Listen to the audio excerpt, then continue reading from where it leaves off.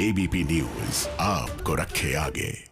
दूध का जला छाछ भी फूक फूक कर पीता और इसीलिए हाथरस के बाद अब बदायूं के इस मामले को लेकर यूपी पुलिस कतई भी कोताही बरतती हुई नहीं दिखना चाहती है। आगे बढ़ते हैं। देश में अलग अलग राज्यों में लव जिहाद पर बन रहे कानूनों की बहस में अब देश की सबसे बड़ी अदालत यानी सुप्रीम कोर्ट की भी एंट्री हो गई है। सुप्रीम कोर्ट ने देश के 2 राज्य यूपी और उत्तराखंड सरकार को नोटिस जारी कर जवाब तलब किया है। लव जिहाद कानून पर रोक लगाने से एससी का इनकार, लेकिन मामले पर सुनवाई को कोर्ट तैयार। अब लव जिहाद पर होगी सुप्रीम सुनवाई। लव जिहाद को लेकर देश के अलग अलग राज्यों में कानून बनाए जा रहे हैं और इस लिस्ट में सबसे पहला नाम है यूपी की योगी सरकार का। यूपी सरकार ने 28 नवंबर 2020 को इस कानून को राज्य में लागू कर दिया था। तब से लेकर अब तक राज्य में गाहे बेगाहे इस कानून पर चर्चा होती रहती है और अब इस विवाद में सुप्रीम कोर्ट की एंट्री के बाद एक बार फिर चर्चा गर्म है। यूपी और उत्तराखंड में बने कानूनों पर सुप्रीम कोर्ट ने आज रोक लगाने से इनकार कर दिया, लेकिन सुप्रीम कोर्ट मामले पर सुनवाई को तैयार है। सुप्रीम कोर्ट ने इसको लेकर यूपी और उत्तराखंड सरकार से 4 हफ्तों में जवाब मांगा है। देखिए, कोर्ट ने शुरू में हमसे कहा कि आप हाई कोर्ट जाओ।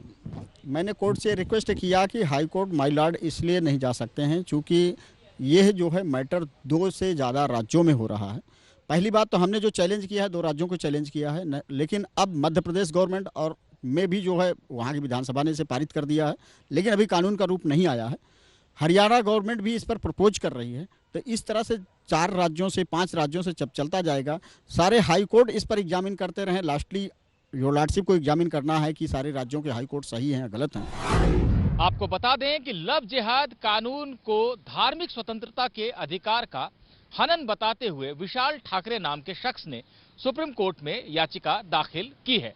इस पर सुनवाई करते हुए चीफ जस्टिस एस.ए. बोबड़े ने कहा, हम ये नहीं कह रहे कि मामला सुनने के लायक नहीं है, लेकिन बेहतर होता कि पहले इसे हाई कोर्ट में सुना जाता। बहरहाल हम यूपी और उत्तराखंड को मामले में नोटिस जारी कर रहे हैं, लेकिन मामले में कोई भी फैसला सभी पक्षों को सुनने के बाद ही दिया जाएगा।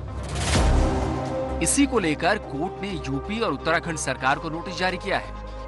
इससे पहले 30 दिसंबर को लव जिहाद के विरोध में 104 रिटायर्ड अधिकारियों ने योगी सरकार को चिट्ठी लिखी थी, जिसके बाद डिप्टी सीएम केशव प्रसाद मौर्य ने इसे सुर्खियों में आने की चाल बताते हुए तीखी प्रतिक्रिया दी थी। तो भाजपा विरोधी, मोदी विरोधी जो गैंग है, उस गैंग के इशारे पर जो लोग इस प्रकार का काम करते हैं, मैं समझता हूं कि उनके दिन अब बीत चुके हैं और इस देश की जनता बहुत जाग चुकी है।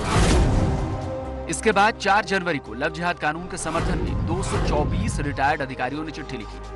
आपको बता दें कि यूपी में लव जिहाद कानून को 1 महीने हो चुके हैं। इस कानून के तहत अब तक 14 केस दर्ज हुए हैं। इसमें 51 लोगों की गिरफ्तारी हुई है, इसमें से 49 लोग जेल में हैं।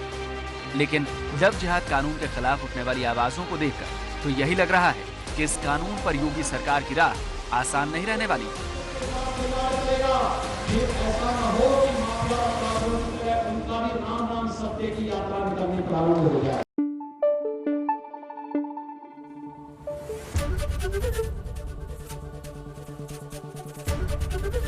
एबीपी न्यूज आपको रखे आगे।